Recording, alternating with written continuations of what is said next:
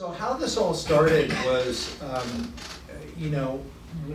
early on when I first got started in business, I really felt a strong calling to start a business, and more or less with the express purposes of making a difference.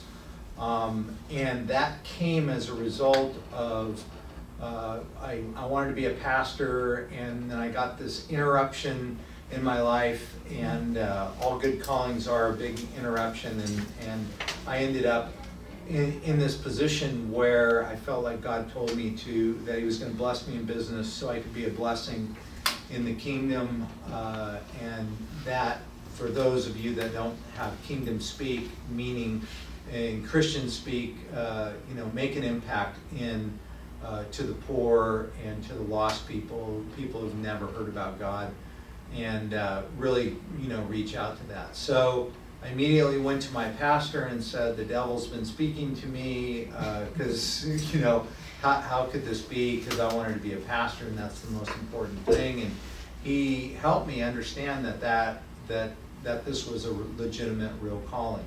So with that, I tore off into business, and I actually literally have had, a great deal of success in that. And in 2005, I ended up in a position with taking, my oldest son to Bosnia, and we went to investigate a ministry there, and a group of people that were helping people, and we saw a lot, but weren't impressed by it. And my oldest son, I asked him the question, what do you think about this place? And he said, well, I've seen more done by high schoolers in Mexico than I have here the whole time. And I said, aren't you glad we didn't just give the big check?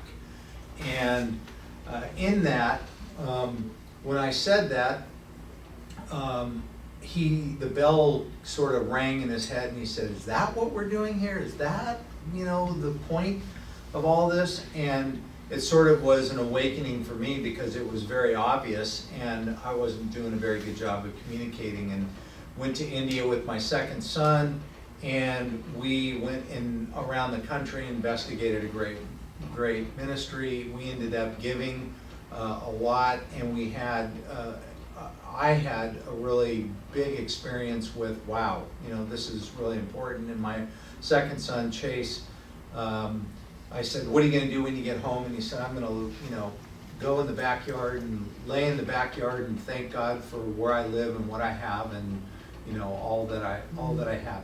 So there was a couple of awakenings there in all of that. But for me, it was frustrating, because I felt like, well, what if my kids aren't into this?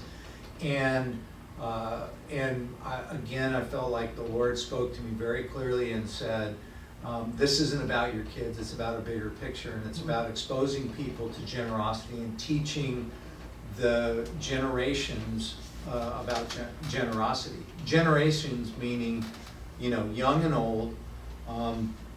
There's a variety of different experiences that people have had related to generosity, and I've had older people say, I had no idea that things were like this were going on, and it's very important for all people to understand generosity. So we sort of tore off into this. Steve and I had this hike together through the Grand Canyon, and Steve understood the vision and the calling and said, I think I can help. And so we engaged our Power Plus company, the employees, and they all were into spending their time, donating their time, and using their time towards us as well.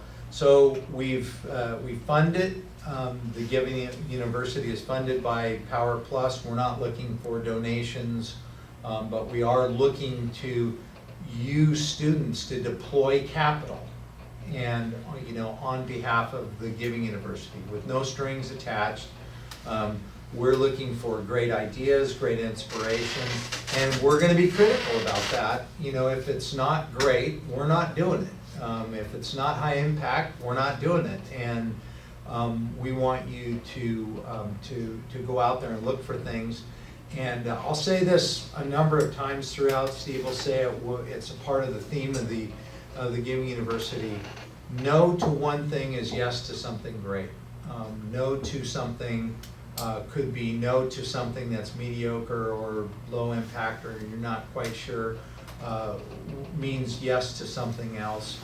There's never going to be enough money to go around, to everything in the world.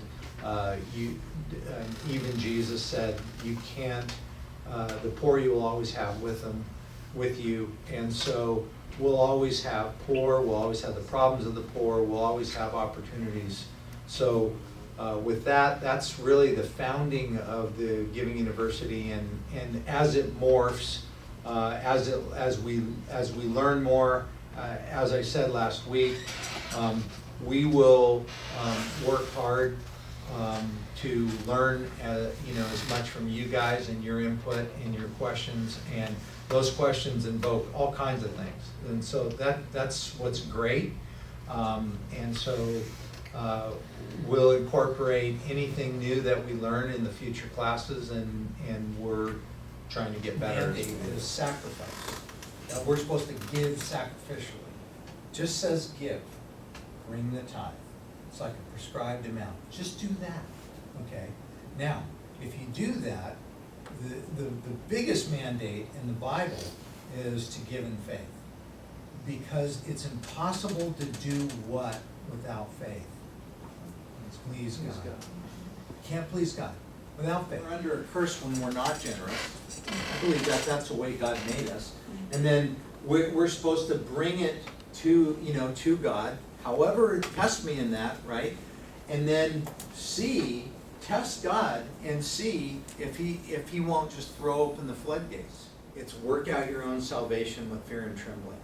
When you don't know something, you individually have to figure it out. So this is up to you to figure it out. And we can't solve that problem. We can give you guidance, we can give you our opinion, we can tell you, a good formula, but at the end of the day, it needs to be your own faith. I think that in this, you can't outgive God. Impossible. John Wimber used to say it so plainly and so simply. He said, give to get, to give to get, to give to get, to give to get, to give to get, and don't break that cycle. And Jesus said, lay up for yourself treasures in heaven. Give with the understanding that God's going to reward you. I can't get around that motivation. He set it out for me, and I seem to understand that in my nature. He made my nature, and he made me in his image, and so he teaches us to give to get. And test me, the only place where he says test me, every other place it says don't test God. And every other thing it says don't test God, and here he says test me and see if I won't give back and open the floodgates up. And Nancy and I's testimony is that we're living in the floodgates, and it's been really fascinating. One of the reasons why we're living in the floodgates and saying, hey guys, go live in the floodgates. That's what this class is all about.